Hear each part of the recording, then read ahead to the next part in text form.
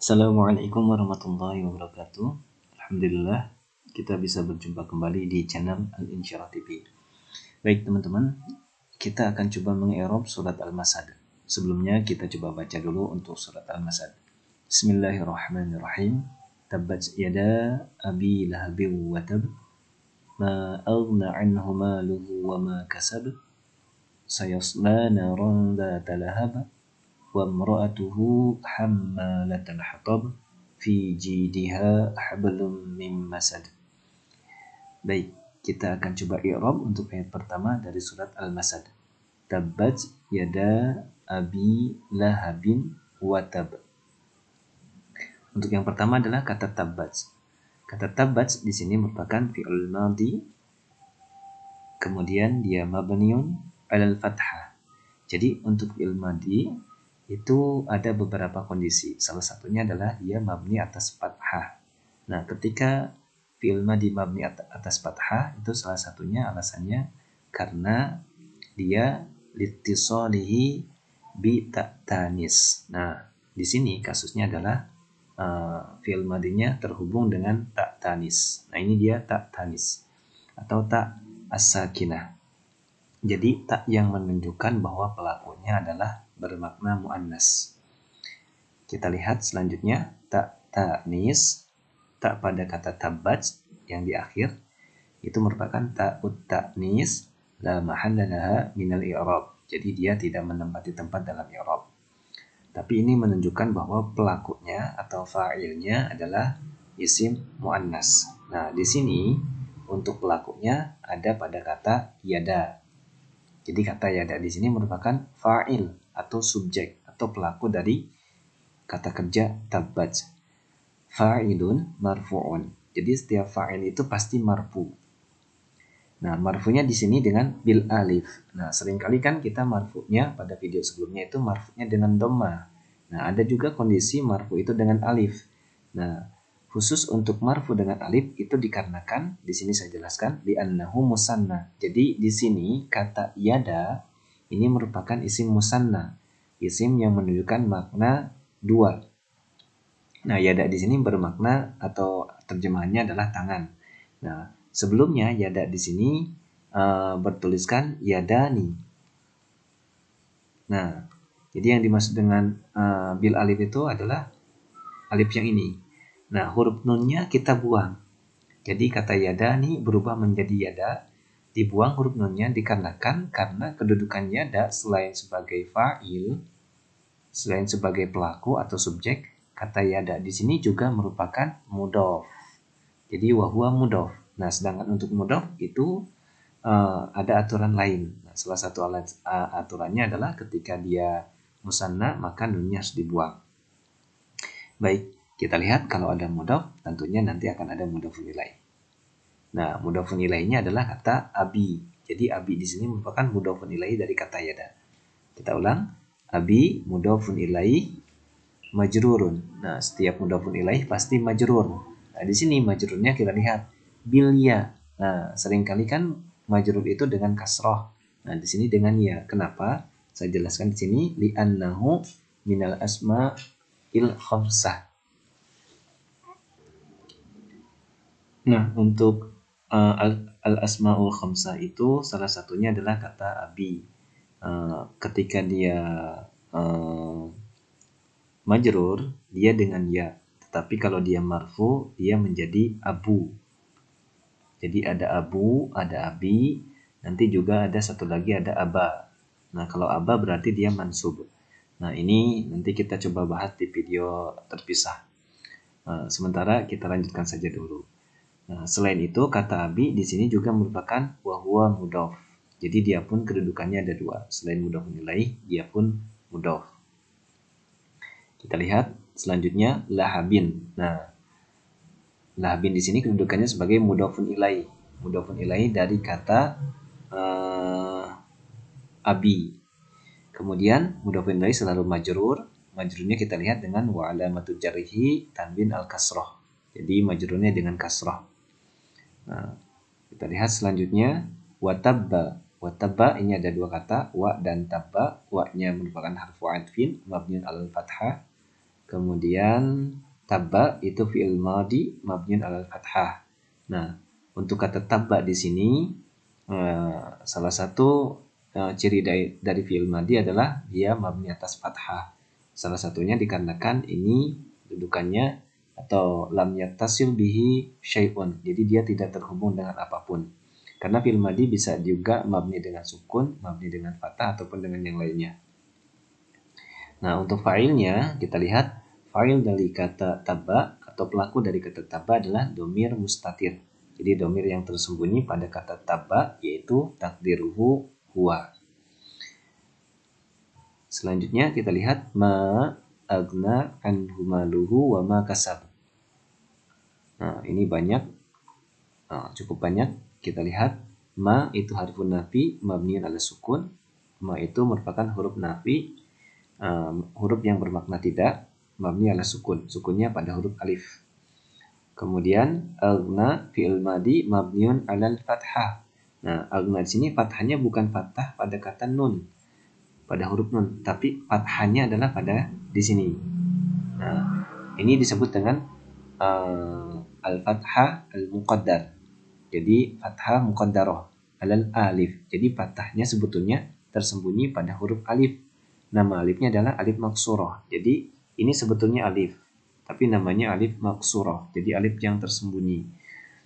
Kemudian kita lihat anhu, an itu harfu jar mabniun ala sukun. Kemudian al-ha domir muttasil. Jadi anhu, ha di sini atau hu di sini merupakan domir muttasil. Domir yang tersambung mabniun ala dom, mabninya dengan dhamma fi mahli jarin majrurun.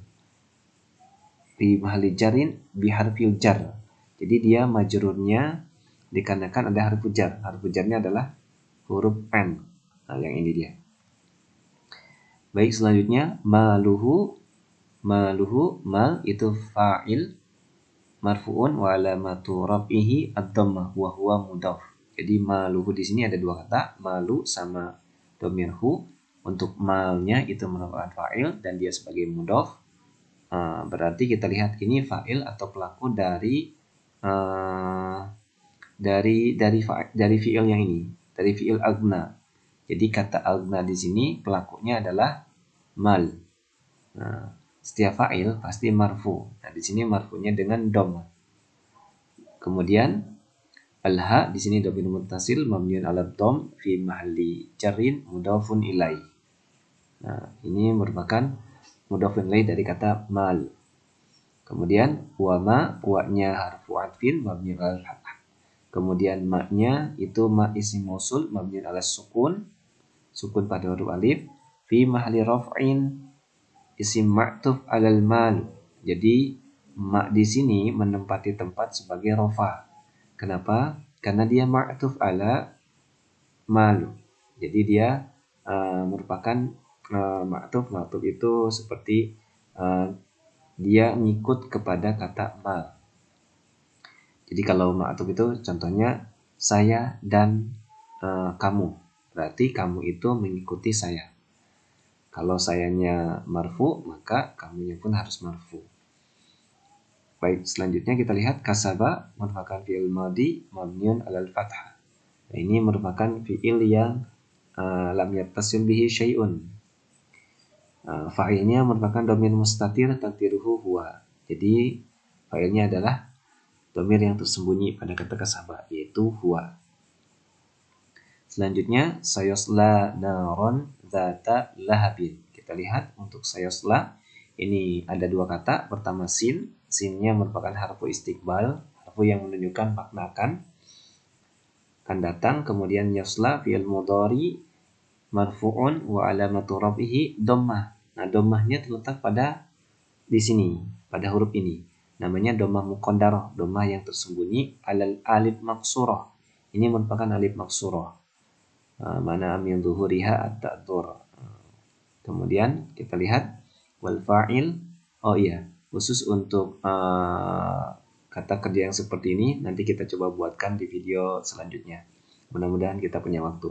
Wal fa'il dhamirun mustatir takdiruhu huwa. Jadi huwa ini merupakan fa'il dari kata yasla. Selanjutnya kita lihat naron ini merupakan maf'ulun bih atau objek dari kata sayasla. Nah, sayasla di sini kan tadi ada pertama itu ada domir mustatir namanya huwa, ini merupakan subjek. Yasla di sini merupakan predikat atau fi'il. Dan yang terakhir maf'ulun bihnya adalah kata naron. Baik, kita ulang. Naron maf'ulun bih mansubun. Jadi setiap maf'ulun bih itu pasti mansub. Nah, di sini mansubnya dengan wa alamatun nasbihi tanwin al-fathah. Jadi mansubnya dengan fathah. Kenapa demikian? Karena salah satu alasannya adalah li'annahu ismul mufrad. Baik, kita lihat. Dzata na'tun li naron. Jadi dzata di sini merupakan na'at dari kata naron. Nah, itu sifat mansubun, makanya di sini dia juga dengan fathah. Mansubun wa alamatun nasbihi al-fathah wa huwa mudhaf. Kedudukan lainnya adalah sebagai mudhaf. Mudhafun ilaihinya berarti kalimat selanjutnya yaitu lahabin. Mudhafun ilaihi majrurun wa alamatu jarhi tanwin al-kasrah. Nah, selanjutnya kita lihat pada ayat yang keempat, wa imra'atuhu hammalatan hatab wa imra'atuhu hammalata al-hatab. Kita lihat wa imra'atuhu, wa-nya merupakan harfu atfin mabniun al-fathah. Kemudian imra'atu di sini kita lihat ismun ma'tuf 'ala dhamir mustatir. Jadi wa imra'atu itu merupakan ma'tuf ada domir mustatir yang terdapat pada kata yasla. Jadi pada ayat sebelumnya. Sayasla. Yaitu domir huwa. Marfu'un wa alamatu rafihi ad-dhammah. Wa huwa mudhaf.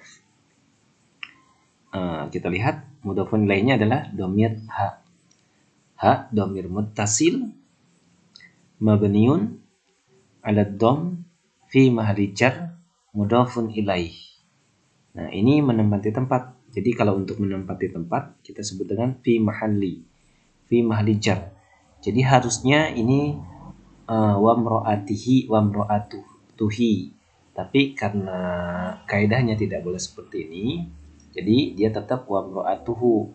Makanya dalam ilmu i'rab, dalam nahwu kita sebut dengan fi mahalli jar. Nah, kenapa demikian? Karena kedudukannya sebagai mudhofun ilaihi, sedangkan mudhofun ilaihi itu pasti majrur. Dan salah satu majrurnya adalah dengan kasroh. Kita lihat hamlata itu ismun mansub ala dhamm wa alamatu nasbihi al-fathah. Dia merupakan isim mansub wa huwa mudhaf. Nah, mudhafun ilaihinya adalah al-hatabi. Mudhafun ilaihi majrurun wa alamatu jarhi al-kasrah. Kemudian selanjutnya kita lihat fi jidiha hablum mim masad. Untuk fi-nya harfu jar mabniun ala sukun pada huruf ya sukunnya. Kemudian jidiha ismun majrur bi fi majrurnya karena ada harfu jar. Wa alamatul jarhi al kasrah. Wa huwa mudhaf. Jadi jidiha ada dua kata jidi sama ha. Jidinya itu mudhaf, haknya itu ismut dhamir dan kedudukannya sebagai majrurun atau mudhafun ilaih.